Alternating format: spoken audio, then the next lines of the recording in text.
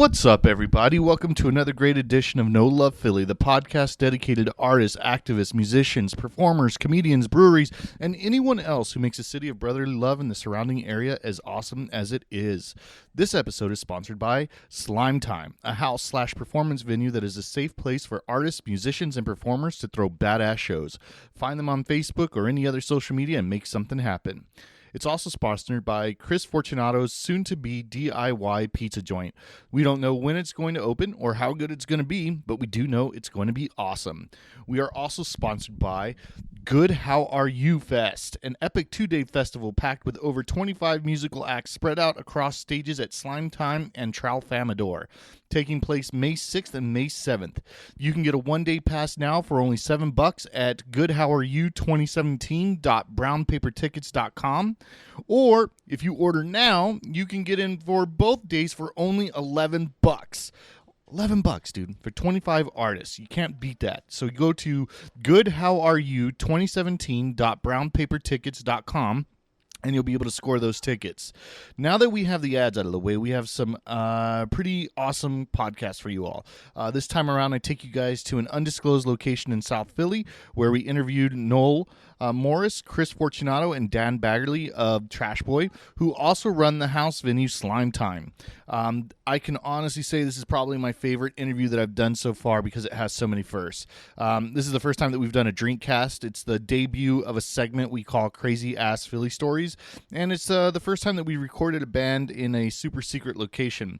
We talked about how the band formed, basement shows at Slime Time, and tips on how to throw your own badass house shows. Make sure to check out the video that we shot with them. It's on our Facebook page. I apologize in advance. I'm still learning the camera, but we're definitely going to do more of those, so be on the lookout for that. You can check out TRASHBOY performing live April 15th and 30th at Tralfamadore, May 6th and June 1st at Tralfamadore as well. You can find them on Facebook, Instagram, YouTube, and whatever other social media you crazy kids are using these days. Again, make sure to check them out at Good How Are You Fest on May 6th. I'm not just saying that because they invited us to go over and cover some of the bands. I'm saying it because I'm positive this is going to be a badass experience for anyone that comes. Make sure to like us on Facebook as well, No Love Philly Podcast. I really suck at social media, but if you want to stay up to date with what's going on in Philly and what we're doing and what we're all about, it's one of the best ways to do it for us, to keep in touch with what we're doing is Facebook. But we're also on YouTube, Instagram, so make sure to like those as well. Without any further delay, here is our epic interview with TRASHBOY. I don't think we'll sweat. All right, we're good. Man, I'm the worst at this. All right. So we're on, man. All right, so Sweet. we are in an undisclosed location in South Philly. We are chilling with TRASHBOY, and this is actually the first beer cast, I would say. So cheers to that. Cheers. Thank you for having Tecate on hand. I'm half Mexican, so this is very familiar to me. Oh, excellent. So, We gracias. couldn't have planned Cheers. it better. Cheers. Yeah, or unplanned it, or not planned it, right? We couldn't have not planned it better. So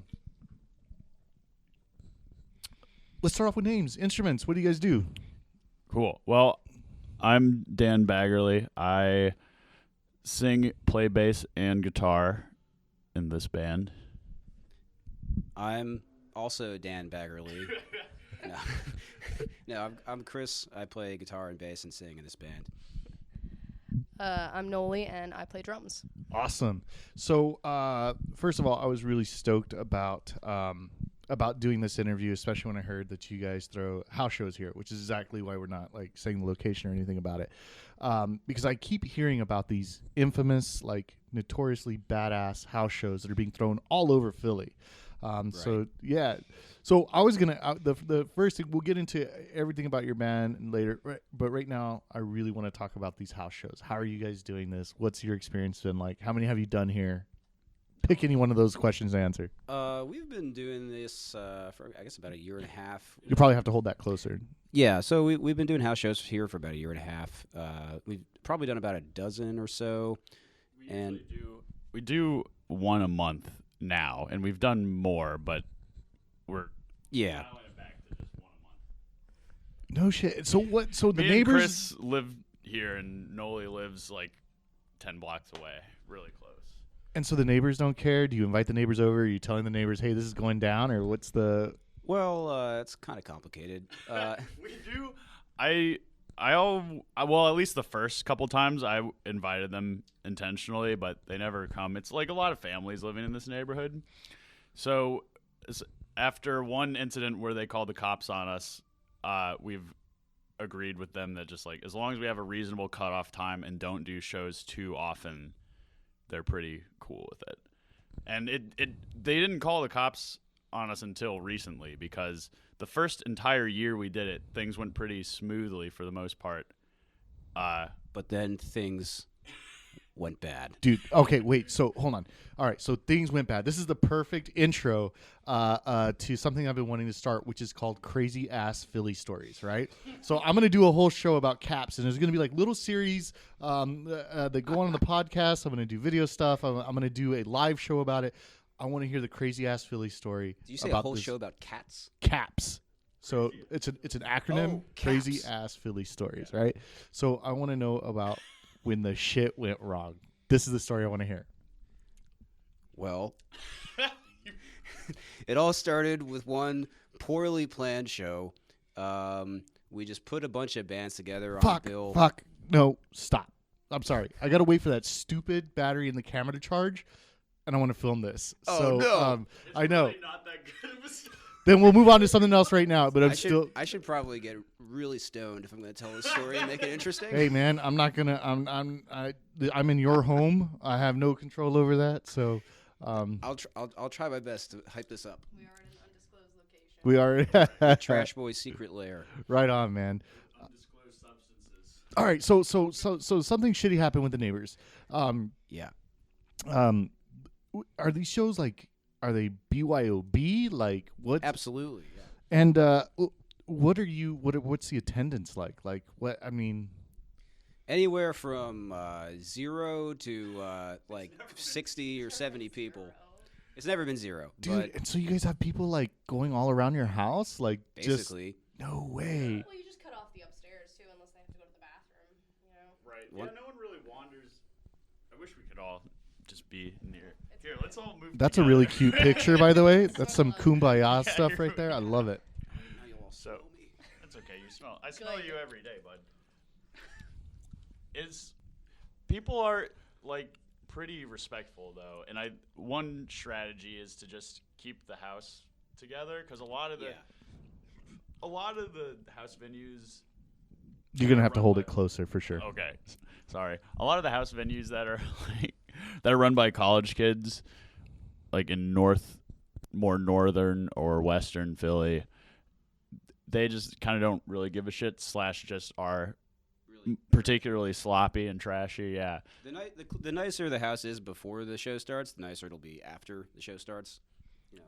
Exactly, and we're all like we've been out of college a few years at this point, and while like college kids do definitely come to the shows, it is a slightly older crowd, so it's kind of like everybody's A been little more around. respectful. Everybody's got paying their own rent at these shows, so they know what it's like to have a place to live, and how they understand that we're opening it up to them, and they're very respectful. We've never really had a problem. That's awesome.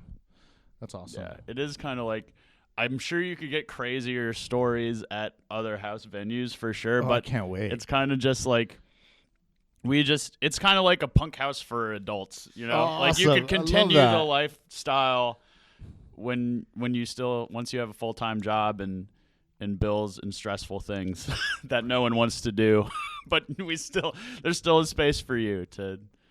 That's badass, to though, listen man. to music. That's awesome. And then when I've been talking to different bands and stuff, they talk about how difficult it can be to actually book a show in the city at a venue or something like that. Have you guys encountered that at all? Is that what kind of started the house show thing, or? Definitely in part. I mean, it's great to just have a place you could play. The biggest motivator was just to have a place to practice. When we were looking, me and Chris used to live in this small apartment in Chinatown, and we couldn't play there at all. But I mean, you make a good point though, that the economics of doing this are play a huge role. You know, like if you're a band and you don't have a solid audience and people who want to pay money to see you, and you're just starting out, you know, you have to play basements. You have to play places where the entry fee is optional. You know, so basements all across Philadelphia really foster, I think, a community of artists who are really just getting off the ground or doing it part time or really just it's DIY. You know, it's very cheap. So how many, if you were to guesstimate, like how many houses do you think there are in Philly like this that are throwing these shows downstairs? I would say it depends on how frequent you're talking about. If you're talking about over the course of a year, maybe like 100 houses. No shit. But if you're talking about houses that do shows every month or I every have to hold it week, closer. I'm so sorry. yeah, I know yeah. it feels so Sorry. like counterintuitive. right? But If you're talking about houses that do a show once a year, I mean, it could be like 100 in the past year. If you're talking about houses that do shows every week, it's probably closer to like 4 or 5. Maybe like 20. Yeah, it's 420. 4 to 20. And so are these mostly in, like you said, North and West Philly? That's where they mainly are? That's where a lot of them are. I feel like South Philly cycles through the most because it's like Tight. just the way the communities exist here. But because I've known a lot of venues in South Philly that have started and stopped. But there's this place called Tralfamador, which is great. I would recommend. Shut up. It has its own name? Yeah. Well, this place has a name. Yeah, Slime Time Live. This place is called Slime Are Time you Live. serious? Yeah. Slime Time Live. Let me show you the lights. Oh yeah. Maybe we should get Get that outta on here. video. But yeah. Matty Klauser runs Tralfamador, and we've gotten to know him just through like the DIY house show scene basically, and he's a good buddy of ours now. And we're actually throwing a co-hosting a Look fest. at this. Oh my God. I thought My Man Cave was awesome, and now I'm coming down here. I'm like, what in the hell? It just needs a artificial sun. This is Then- so awesome. Thanks. So for those who, I mean, you're listening to this, so what you're not seeing is there's this dope ass ore behind the drum kit. Yeah, I mean, what would you call it? I mean, No, that's Step. perfect. they've Like got Jack these Jackson a makeshift light made out of a coffee can. Is that I think it's a tomato can. tomato can? All right, I don't know. I wouldn't want Crushed to be tomatoes. Cento. awesome, man. You're getting the inside scoop on how to make the perfect DIY jam space / illegal facility to throw shows. And tomato sauce cans are a priority. Make sure you get the unsalted tomatoes. Okay, does it just shine better that way? Yeah, we found that the bands like it a little more. All right, right on. Stop. Should give it to the neighbors so they're not so salty, right? Get away from the mic. So you guys have been doing this for a year and a half. You've only had the cops called on you once. Right. And it was that only happened once after a year, I was like, okay, people are really coming to these shows. We've been doing them monthly. Maybe we'll just schedule them more frequently. And that was a big mistake. That's where the neighbors really drew the line, which in retrospect makes total sense. We pushed our luck. You know, Exactly. I guess go ahead and tell the story, and then I have a different idea for what I'll film, and we'll talk about it later. But Oh man, The story is very brief. this is a very boring story. I love boring stories. So one day we had the show planned, and Even closer. so we had a show planned Perfect. here, and it was I believe it was a Friday night, and we just didn't communicate well enough with the bands, and so they started playing louder and louder, and like the one band went on, they brought in this gigantic drum set, and they had gigantic half stack amplifiers, and they cranked it all the way up, and that was the point where the neighbors had enough. So they called the cops, and the cops were outside our door, and everything was respectful. Nobody was really rude or enraged, and we dealt with it like adults. We turned off the music, and It became an acoustic set after that. yeah. So That's how we ended the show. The last band just played an acoustic set. It was luckily only one band had to do that. So See, that's so awesome though, because you guys have done 12 of those. I can't even get my neighbor to stop complaining about my dog barking. So, I mean, the fact that you guys have been able to do this for a year and a half is amazing to me. So, It starts with just being proactive and getting in touch with your neighbors, as early and as frequently as possible. And in case they're listening or ever listen at some point, we do have really awesome neighbors, and I really do not want to like make their lives inconvenient in any way. So I feel well, we all feel very lucky we could do then this. this show is officially going to be sponsored by your neighbors. That's Everything we do is, I feel like. It is, in a way. In a way, it's true. Our neighbor, whose name I won't mention, he's a nice dude who's got our band's like flyer or poster like on his refrigerator. dope. And he's always asking us about how the band's doing and everything. But he was one of the guys that called the cops on us. So it's a give and take, and we're part of a community here. So he didn't even knock on your door like, "Yo, dude, come on." He has in the past, and we probably should have learned from that. So what time do they normally start and what time do they end? I don't know. We try to start around 7 or 8 and end by 10:30. No shit. But this one went till like 11:30, and that's when the cops came. So, So when the cops got here, was it like, all right, man, shut everything down, everybody's got to leave, or? No. Yeah, I was down watching the band, and someone just said, "Oh, the cops are here," so I went to talk to him, and literally all the cop himself said was just, "Your neighbors are saying you're making too much noise," or something along those lines, and I just said, "Okay, the show's over now," and then that was it, and it was really pretty non-confrontational, so it could have been way worse. All right. Yeah, I was thinking that the Right. whole Oh my time. God. Yeah, Like, if we were doing when rap this gets- shows, when this gets posted, man, it's gonna be that white privilege is gonna it's happening. I think it's important to recognize. I think it's important to recognize that we're privileged to be able to do this at all. Like if we were working 80 hours a week to support our families, we wouldn't be able to be in a band or even do shows. And if we were in a small apartment and that was where we had to live because of our economic situation, we also wouldn't be able to do shows. So here's my question: if it was a hip hop show, do you think it would have gone down that smoothly, or do you think there would? Well, I honestly think this neighborhood's very diverse, actually. So I don't think it would have.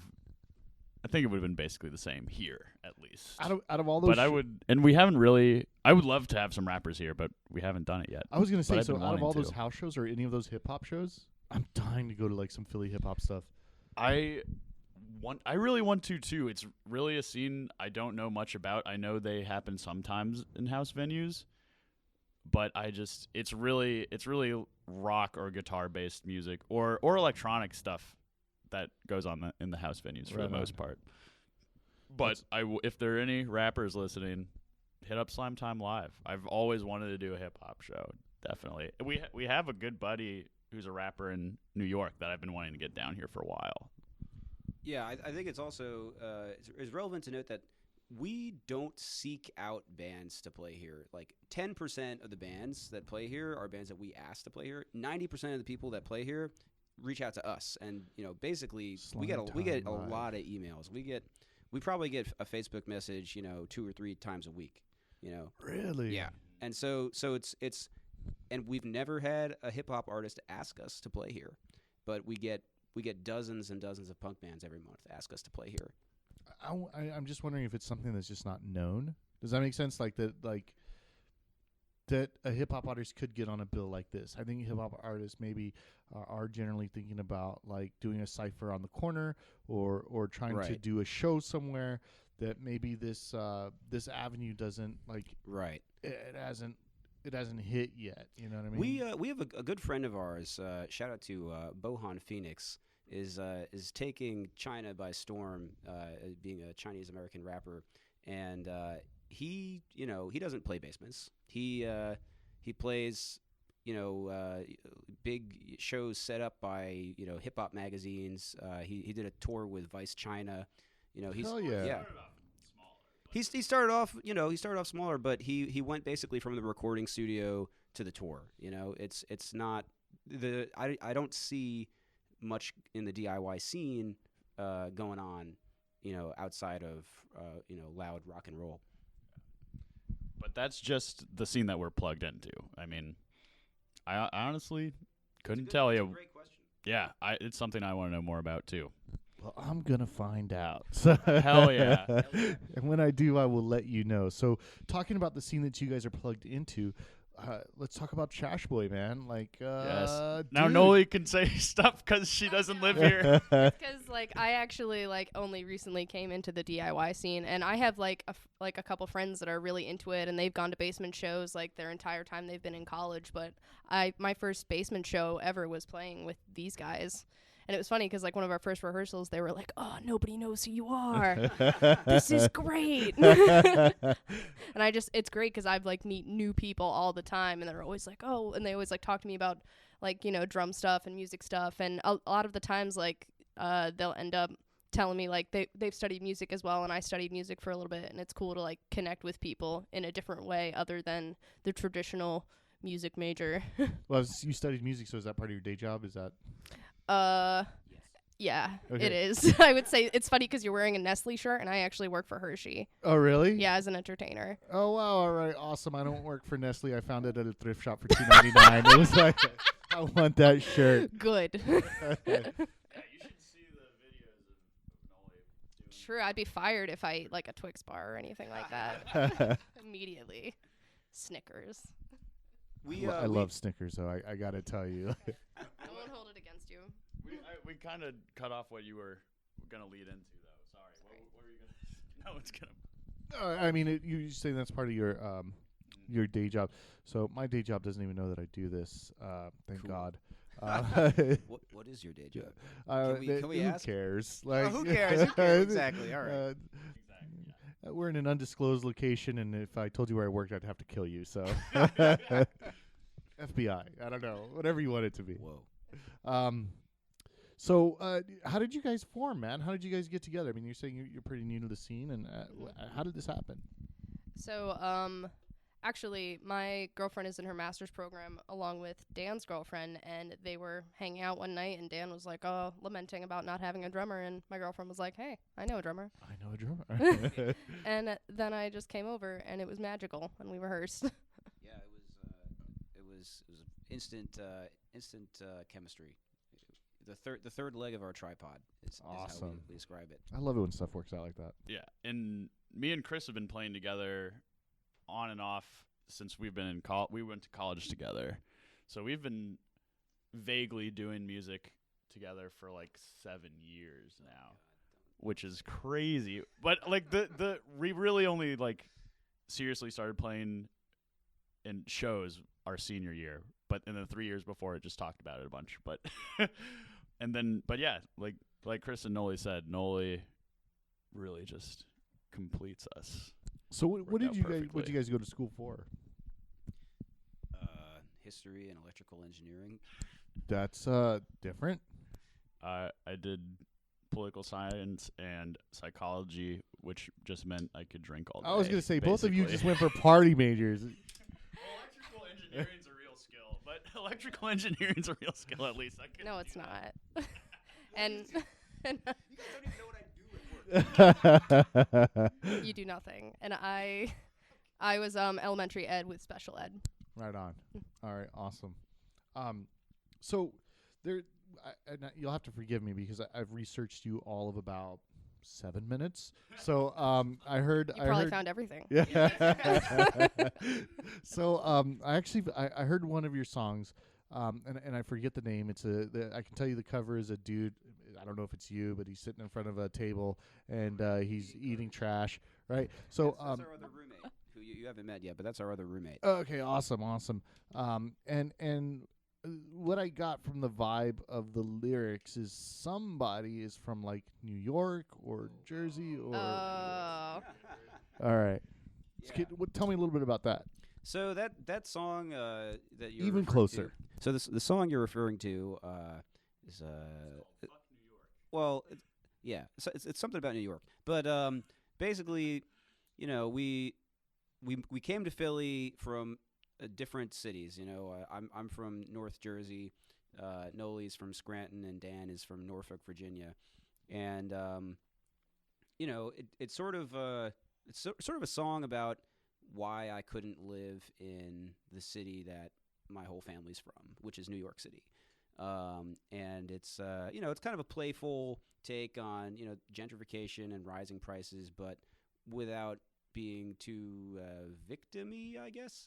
Because we're complicit in gentrification, but also it has an impact on where we can live and where we can be artists, where we can pay rent, So that's what that song's about.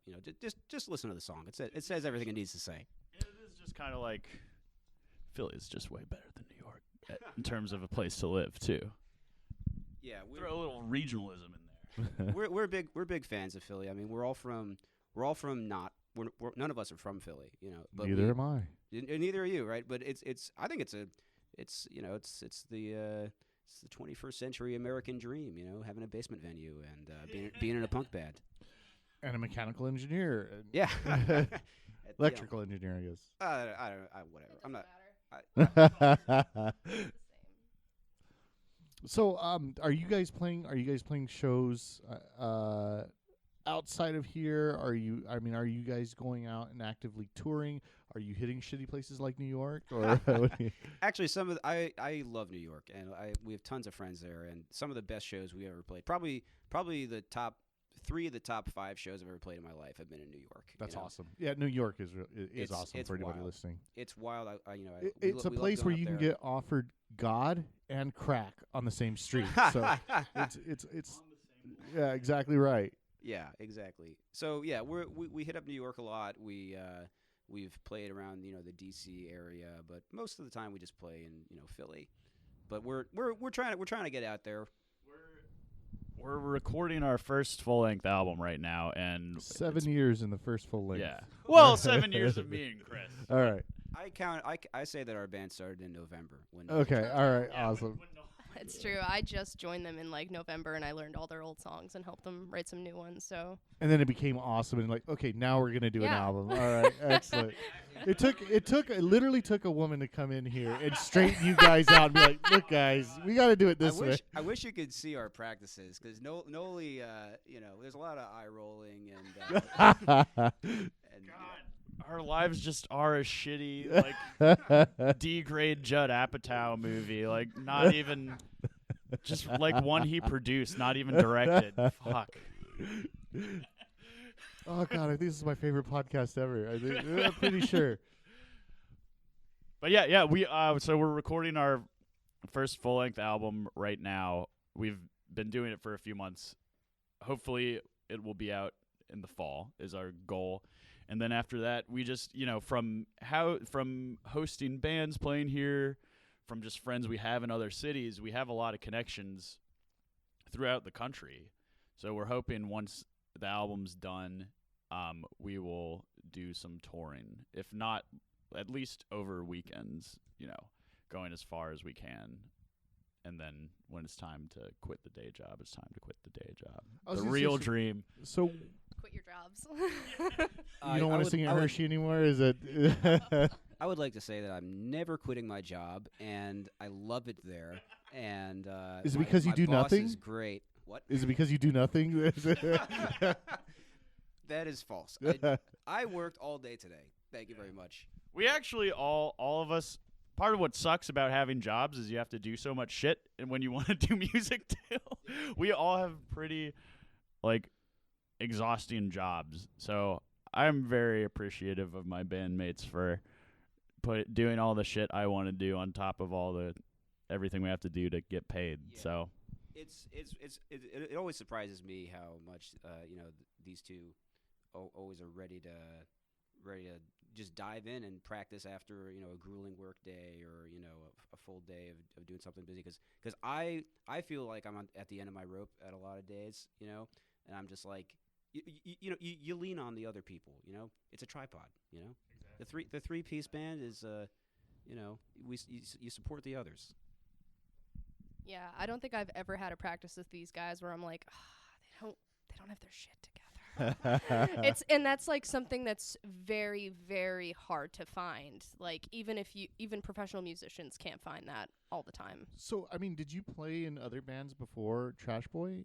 I've never played in like I played like, in like cover bands in high school and stuff, but once I got to college, I didn't do that as much. Like I played like in jazz combos. Like I'm more of like I was trained like in jazz mostly. She's a real musician. Stop, no.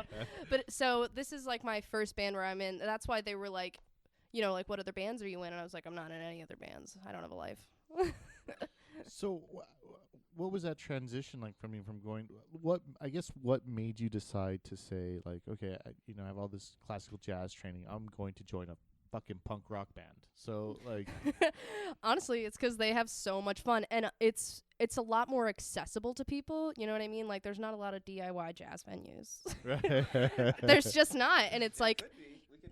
I know it's and something I've talked about a lot, especially with like other musicians and just like my friends, that this kind of music it has a lot more it's a lot more accessible to people who aren't musicians. Do you know what I mean? Like you go to like a big jazz venue and you pay like for a $40 small piece of lasagna that's fancy, and you're there and you're listening to these like this band that's just sitting there like reading the charts, and that's cool, and I've done that, but it's not this where there's so much more like emotion, life, community. Definitely, people have day jobs and they come here and they listen to us, and I think that's amazing. Wow, man. So that's were you into punk before this? I mean, I definitely like listened to it a lot, and like I would play it on my own, just like covering it. When I took like private lessons, like you had to learn everything. And I always found it enjoyable to like listen to and stuff, but I never like was in a band that was writing its own music for that genre. And I've loved like writing. That's definitely the newest experience with these guys, is writing original music, and I'm really, really liking that. I'm guessing so it must not have been a very difficult transition then. I mean, it just seems odd to me that like, oh, you've got this classical jazz thing going on. You're already a paid performer for a major corporation, but you're like, my life is missing something. I think that it really was, and like I'm definitely getting something with these guys that I've never gotten before in like a structured music education. Like I didn't really have any music education in high school because I had a very poor music program. But I'm learning so much just from these guys, and like going out there and talking to other musicians and networking and playing at different venues. Definitely more of the professional aspect of booking gigs and stuff that I've never had before. That's awesome, man. That really is awesome. So what are you guys, you don't have a full album out now, so what are you playing? What are we playing? Stuff. We have 2 EPs we recorded with a different drummer, like a couple in 2015. Shout out to Dave. Yeah, shout out to Dave for getting us through that year. So we play songs from that, and me and Chris are just constantly writing songs. Which is amazing to me. That's like incredible.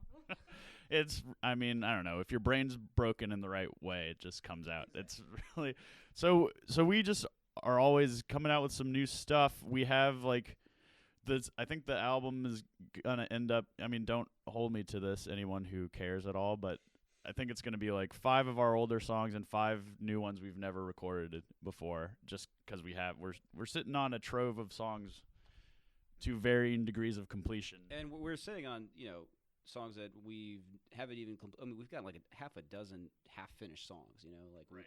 We just write every time we have a practice, we bring some new material in, we jam something out, our songs never stay the same, which is why I think we have so much fun with them, So I was talking to this group, Solar Circuit, last week. In fact, I need to publish their stuff this week. But they were saying that they jam out for like 8 hours. Wow. Like at times, like these crazy, insane jam sessions are like 8 hours long. I would love to do that, but what was? I would. Yeah. Oh, I bet you that was. I'm gonna place a bet. It's my wife wondering where I'm at. Okay. Nailed it. What's up, gorgeous? This is all going to be left in. We should pretend we're at a strip club. South Philly, Yeah, they're playing Father John Misty. Playing Father John Misty at the strip club.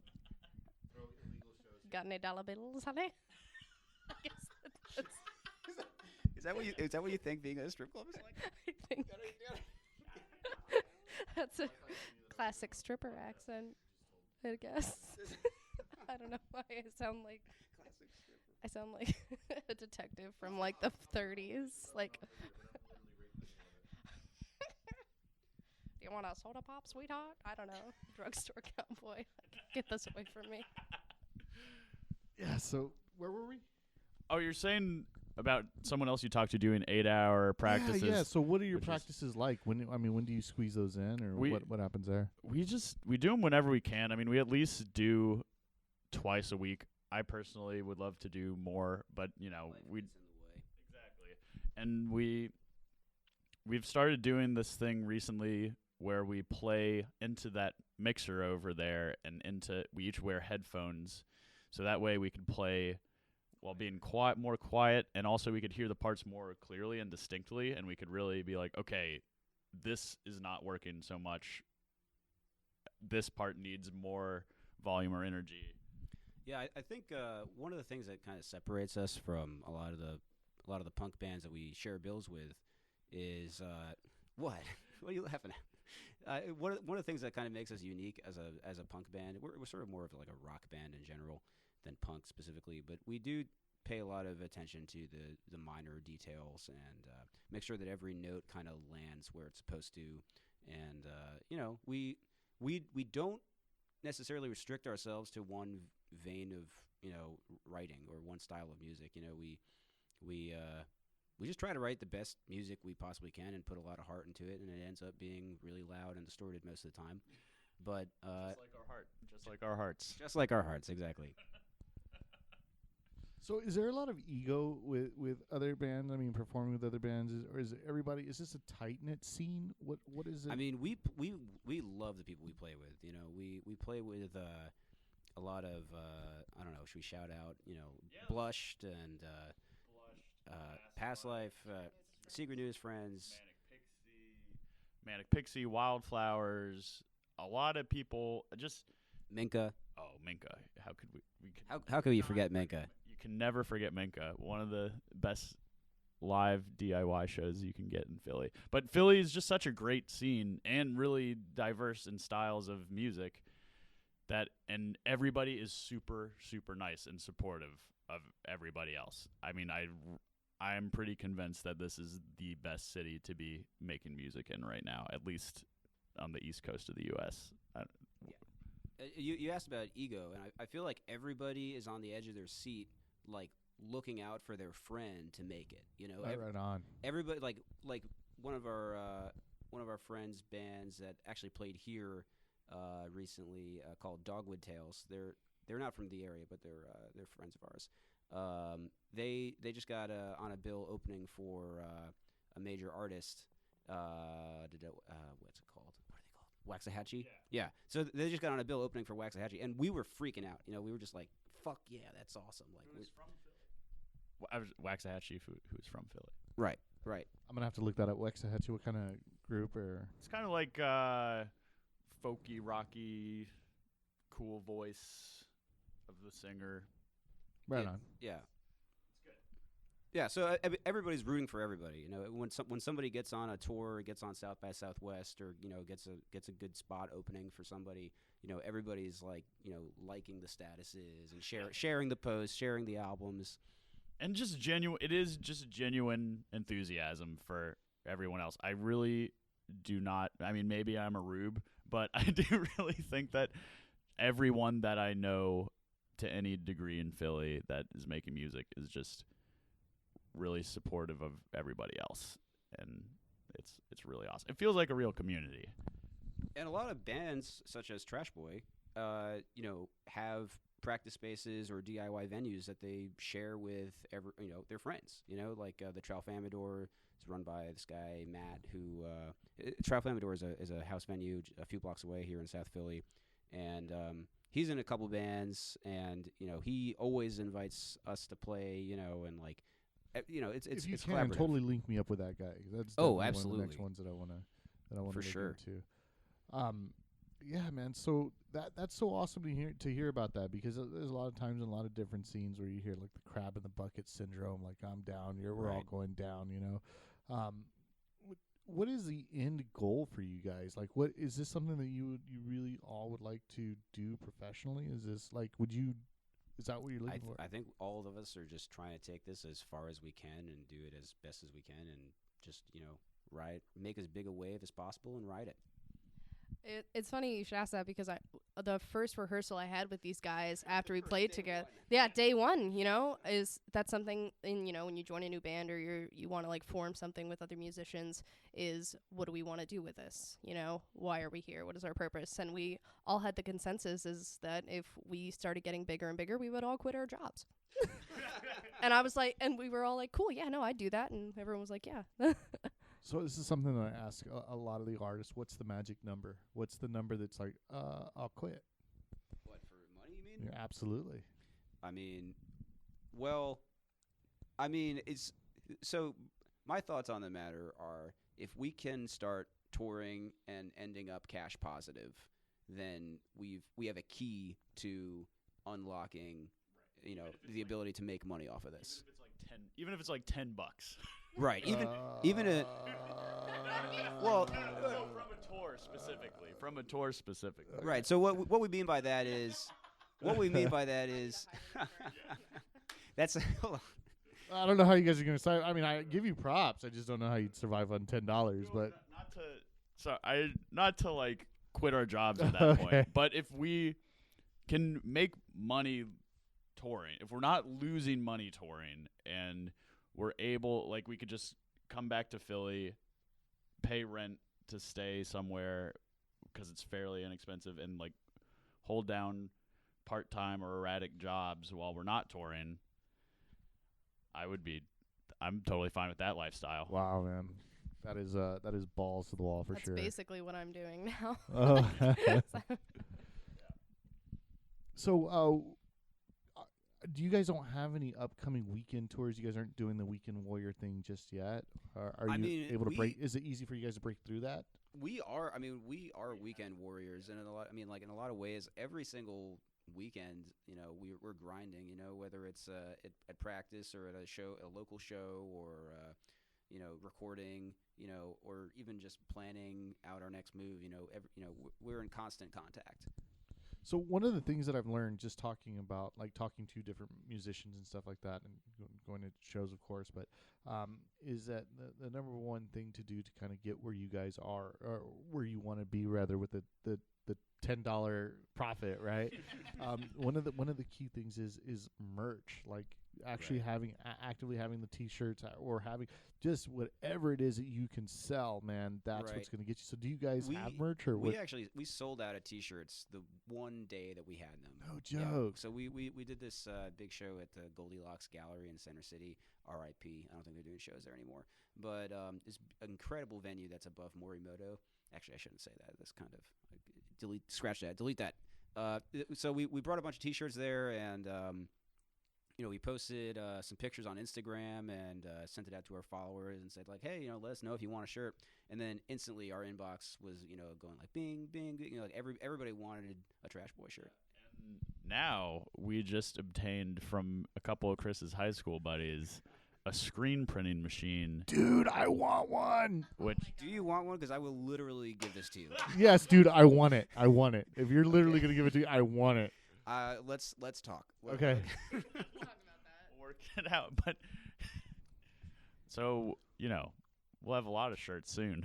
What is it that you hate about it? Like, it's so big. It's enormous. I just drove to my parents' house earlier this week just to drop it off there because it's so big. I just don't want to keep it here. Oh, so it's like one of the spiders. It's like one of the huge. It's a four screen. Shit. It's got the heat lamp. It's got it's all solid steel. And he just gave it to you? He just gave it to me along with 4 screens and like a huge bucket of chemicals.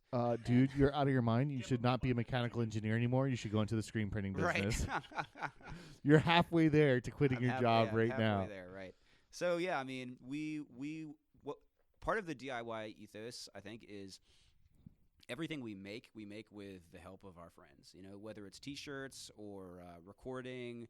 You know, everything is informal. Everything is between friends, and you know, we can really do it on a tight budget because of that. Like our T-shirts were handmade, you know, and now we have a screen printing machine that we got from some buds, and we're gonna. How make did more you by hand hand. make your T-shirts? What, I mean, Well, literally with an X-Acto knife and a poster board and some fabric paint. no That's, way. Yeah, that's how we made those T-shirts, and we sold out in the first day because That's everybody. Because, awesome. you know, it's really we get away with a lot because trash is in our name, and so we kind of have this like trashy aesthetic. And people, the trashier our shit is, the more people want it. You know, it's sort of like you know, Except the music. except the music. The music's pretty is very awesome. refined. I have to say. Thank you very much, Shane. Yeah, absolutely. That you can use that as a quote too, Shane. The music is pretty awesome, Shane. They look trashy, but sound awesome. Right. That's pretty much Philly, right? I mean, it looks trashy, but it's awesome. It's I think honestly, our band's aesthetic is heavily influenced by Philadelphia and all the trash on the street in South Philadelphia. Every Tuesday morning, you know, I walk from the house to the subway stop, and it's just like, you know, it's like being in a blizzard sometimes, but instead of snow, it's garbage. It's seriously like, oh man, I remember I was walking. This is an anecdote. It has nothing to do with my band. I was walking out of my office a couple weeks ago, and there was like a flurry of trash, you know, and I was like, oh, it's so beautiful, Trash right? tornado or what? little trash tornado, and then I thought I was going crazy because the trash was just swirling around into like this, you know, tornado, and it was just getting bigger and bigger. And then I realized I was standing in a cloud of moths, and that's the story. The end. The trash was moths. Wow, man, great story. Thanks. I always thought Chris should get into stand-up comedy in addition to the band. Just how I feel. You know, that's another thing too, is that I don't feel like there's enough blend between comics and the music scene here. I feel like that those two scenes could mesh so well. And Yeah. when I was speaking with Brian's a dude that started the Philly DIY collaborative group. Oh, yeah, Brian Walker. Yeah, the Brian Walker. Yeah. So he's the dude. Yeah, I don't know him personally, but I'm sure everyone who does DIY stuff in Philly knows his name. Yeah, dude, definitely. that dude's everywhere. Yeah. But anyway, he said that his vision of starting the Philly DIY collaborative was that just like we're talking now about like the hip hop artists would work with punk rockers, comedians would jump on these things, and so he said he felt like he partially completed his mission with that forum, but not totally, because he's not seeing enough of that interaction from the scene as a whole. So do you guys see any separatism in that, or is it?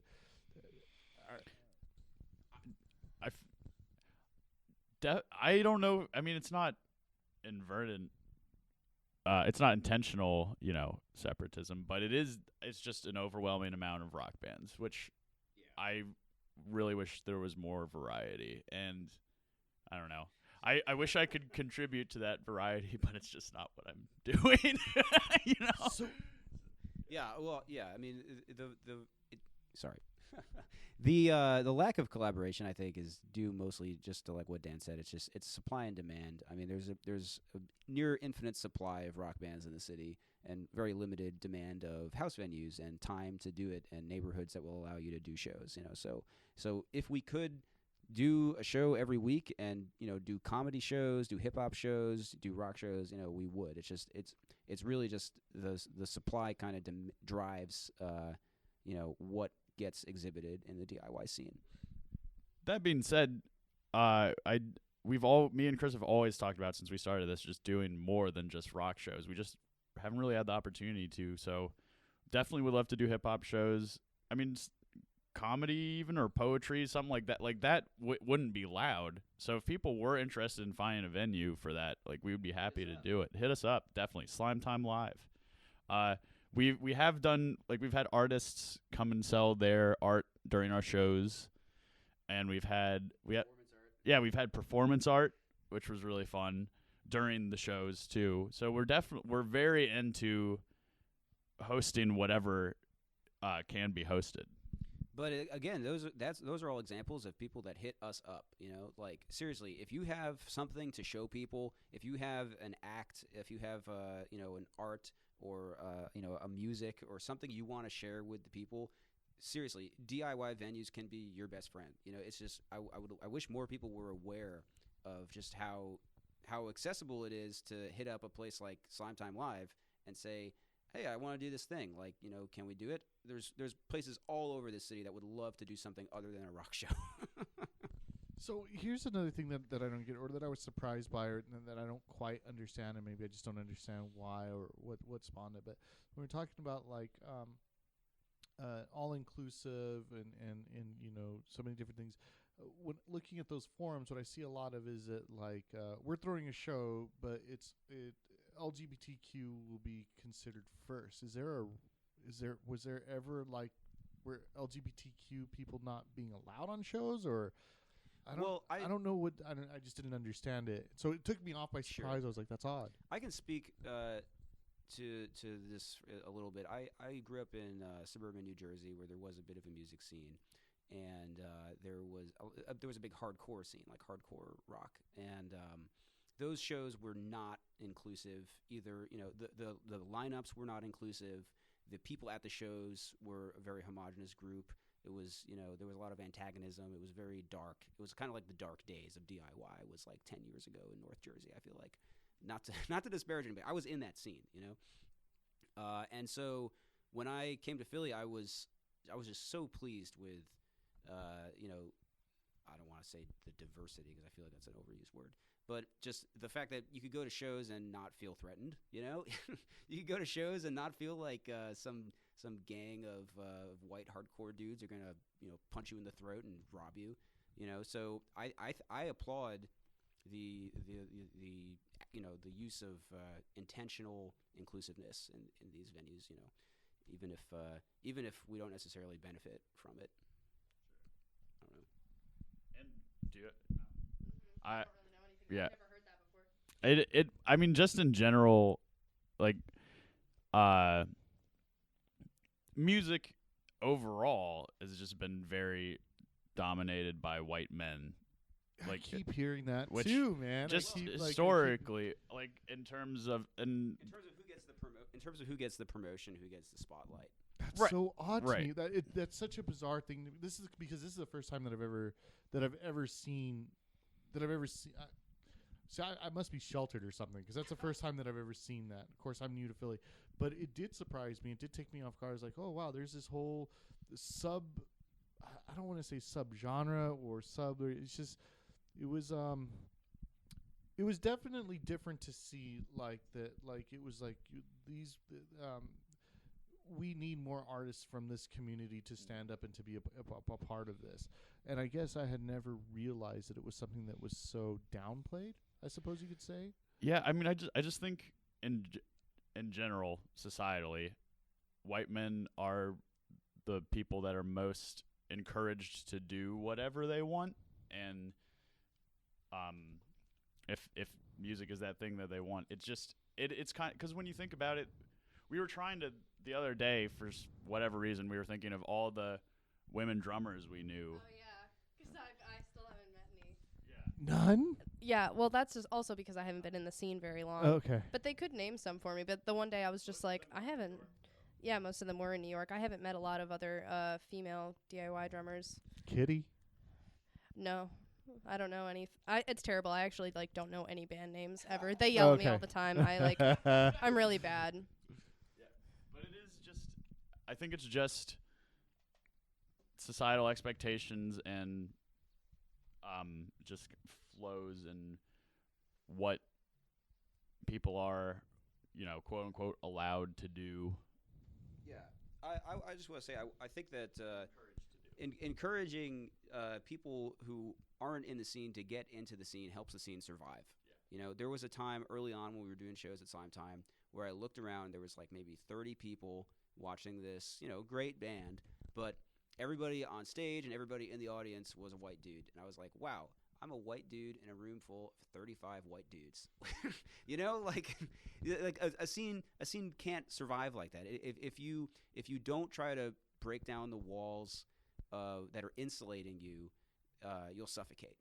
And I've seen scenes die.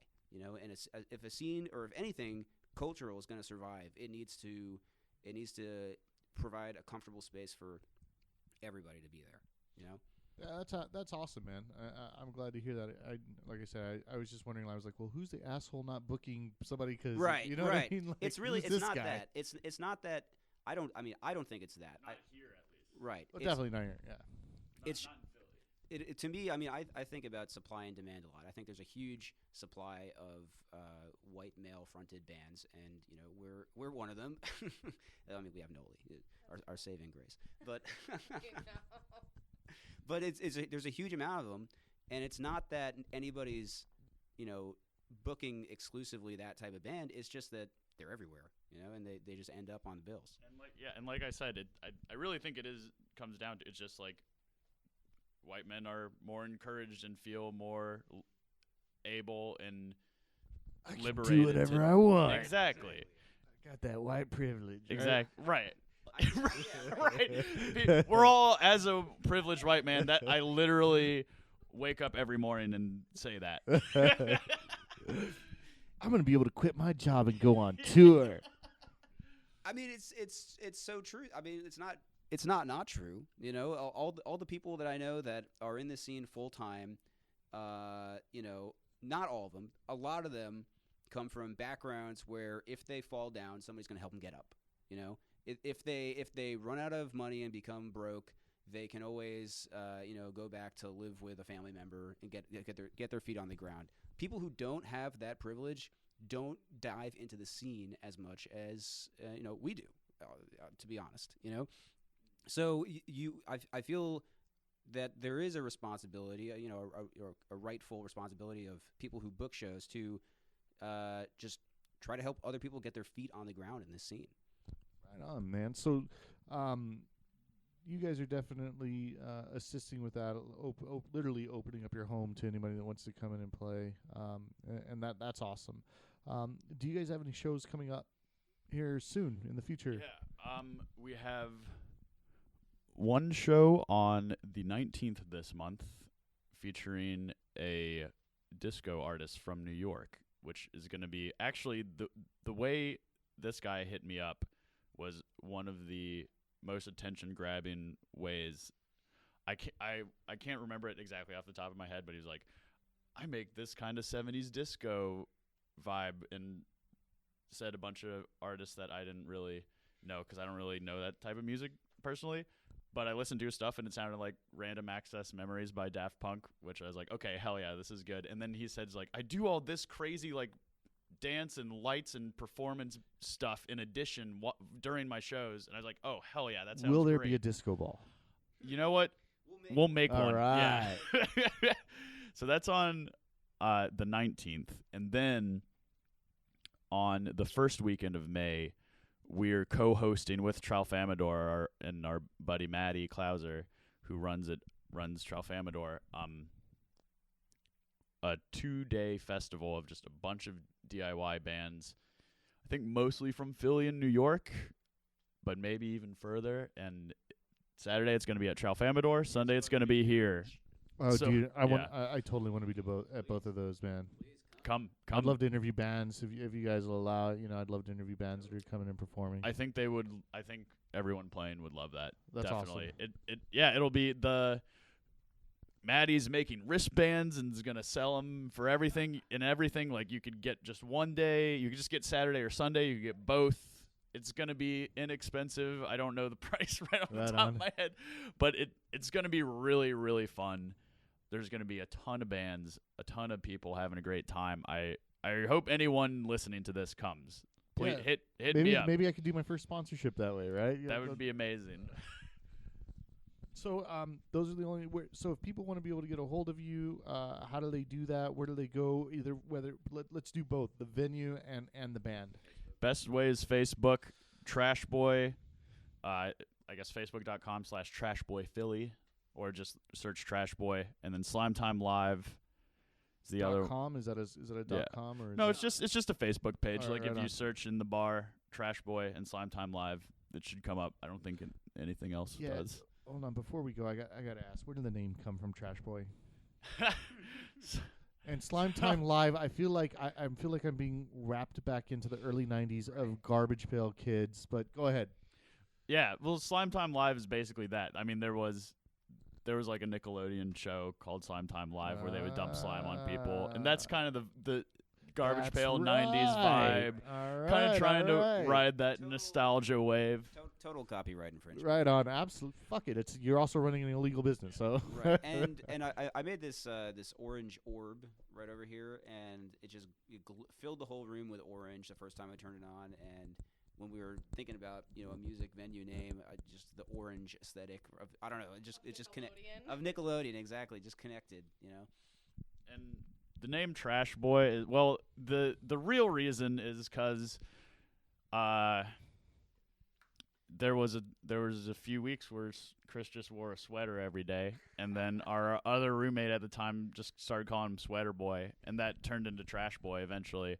But beyond that, it's kind of like, I just feel like, and these Philly names stick. Yeah. By the way, here's the but it is like, it is. I mean, like Chris was talking about earlier, we definitely draw a lot of influence aesthetically and musically from Philly as a place, and there's trash everywhere. Also, just kind of, we feel like a lot of, I don't know, I feel like there's a lot of generational antagonism, not on a personal level, but in a cultural level, and I feel like a lot of people who are not millennials view us all as trash boys. the girls too. We're all trash boys. Exactly. It was. You're all absolute garbage to me.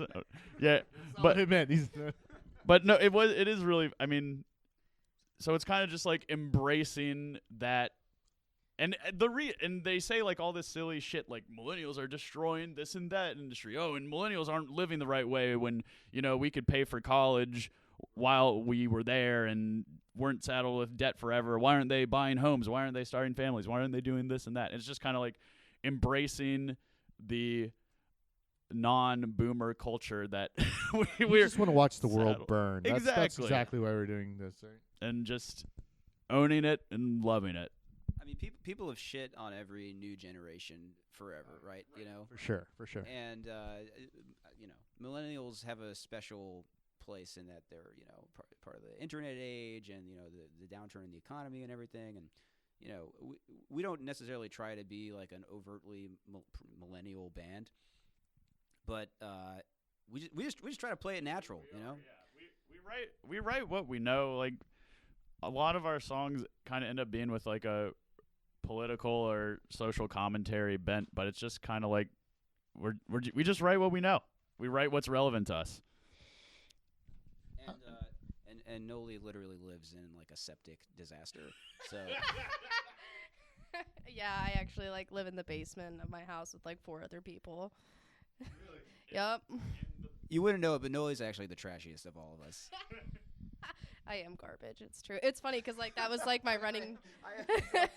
It's funny because like I use a lot of self-depreciating humor. And it's before like I joined them, like one of my running jokes is like, oh, like I stubbed my toe and I'm like, oh fuck, God, I'm garbage.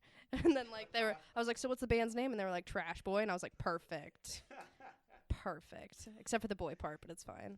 You're a boy on the inside. Don't say that. Why do we have to be so gender specific here? Exactly. Trash Boy is a non-gendered term. Right, non-gendered, agender. Okay, so what I'm doing right now is I am trying to I've been trying to figure this camera out off and on. So what I'm gonna do is I'm gonna ask. Are you guys a cool video, right? Yeah, no, totally. All right. Wait, how's my hair? It looks amazing. Perfect. I was hating my hair. I need a haircut. Trashy.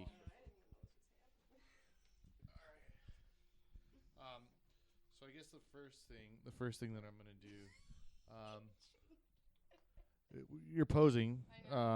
We're taking video, but that's cool. So what I'm gonna do is I'm just gonna ask a question. My girlfriend's gonna see this. Good. R.I.P. Are you taking video right now? I'm definitely trying to, but I'm horrible at this tech stuff. Like, I'm the worst person to be doing this. I don't. All right, here we go. Okay, so what I'm going to ask you, what are for anybody trying to do a DIY venue? What are the best tips for DIY venues? Talk to your neighbors. Be respectful of the community you live in. Soundproof as much as you can. Make sure you tell the bands to play as quietly as possible because seriously, in a small room, the quieter the band is, the better everything will sound. And I think definitely establishing boundaries, for people coming in. That other venue that's a couple blocks away, run by Maddie Tralfamador, like he runs a tight ship when he runs a show. He's like, he sells like beer in the back and whatnot, and he has music in between, people playing, and it's like there's a big difference between just those little micromanaging things and a house venue run by a college kid that's like, yeah, come in, trash everything, it's fine. The tiniest bit of effort really does go a long way. Like literally just cleaning your house to be like presentable enough beforehand, like we said earlier, makes people treat it a lot better. And reach out for help. There's a whole community of artists in this city who would love the chance to help you make a better house venue or be a better band or, be better. Whatever you want to do.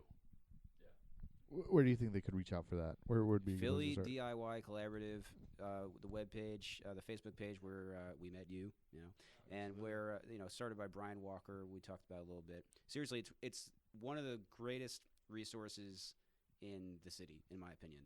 We've gotten so many shows thanks to that, especially when we were first starting out. Like that's how we got a lot of our very first shows. Yeah, it's a godsend. Awesome, guys.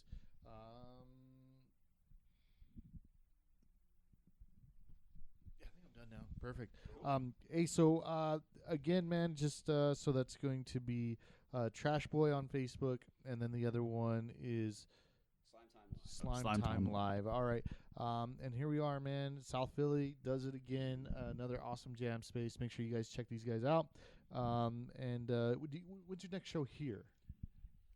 That's April 19th.